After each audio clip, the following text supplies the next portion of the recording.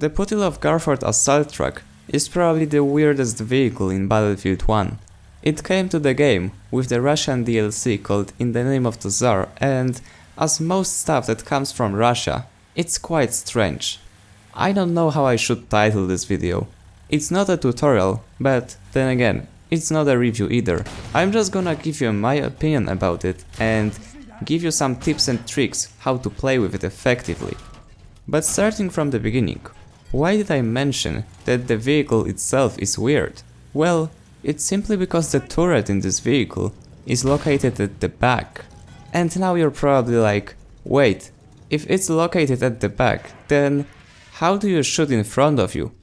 And the answer is, you don't, which probably makes it the hardest ground vehicle to use in this game, because you have to be smart about rotating your turret and pretty much positioning yourself properly. The truck comes into the game in 3 variants. The first variant, which is called the Armored Assault Truck, offers the heavy machine gun for the driver, along with the 76mm HE cannon, meaning it's the best variant against infantry targets. And if you want to support your teammates, you can not only provide them cover fire, but also drop resupplies, which are known from vehicles like land ships or light tanks. If the situation gets too risky and you want to quickly get away to repair, you can also use the smoke grenade to cover yourself in it and just ride away. Your passengers also get access to the machine guns, and they can drop grenades as well.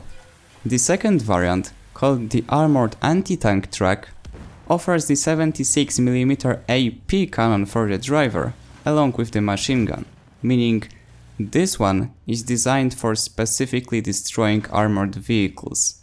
The 76mm AP cannon is basically a normal tank cannon known from the light tanks. You as the driver have 2 gadgets. You have the emergency repairs, and you have an option to drop an anti-tank grenade, which is perfect when the enemy vehicle gets too close to you. And as for the passengers' weapons in this variant, they also get the machine gun, but they can drop an incendiary grenade instead of the normal one.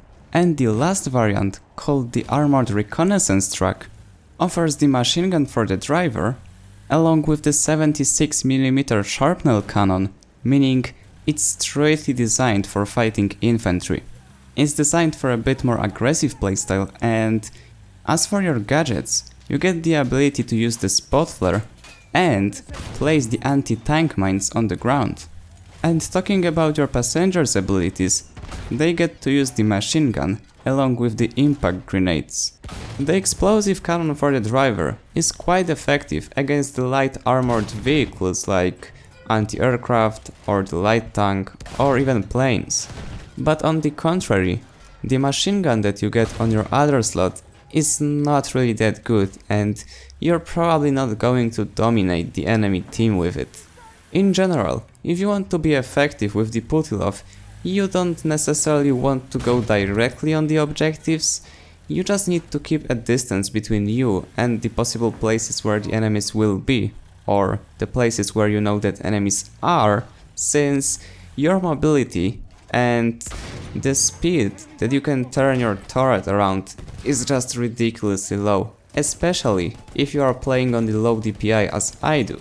But even if you are playing on the extremely high sensitivity, you have to remember that you can't rotate through the front of the vehicle, so it kind of still takes more time if you need to swap from the left side to the right side or vice versa. And you also need to keep in mind that you have light armor, meaning you will get quickly destroyed if you have even one assault player who knows what he's doing. If you come across an organized team, you will most likely not be able to survive that unless you have some distance between yourself and them, so that you can go back, repair, hide, and then attack them again. And if you are asking yourself a question, why would I want to choose this instead of the tank? The answer is short and simple. You don't. The effectiveness of the Putilov is just terrible. Doesn't matter if those are armored targets or if those are just infantry targets. It doesn't completely matter, because either way, this vehicle is just weak.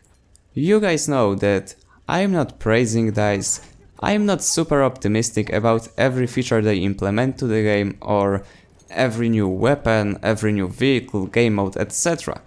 But in general, I have a positive attitude towards the new things that they add to the game, because I really don't want this game to die. But being completely honest and serious right now, the only thing that this vehicle will be good for is getting views on this video.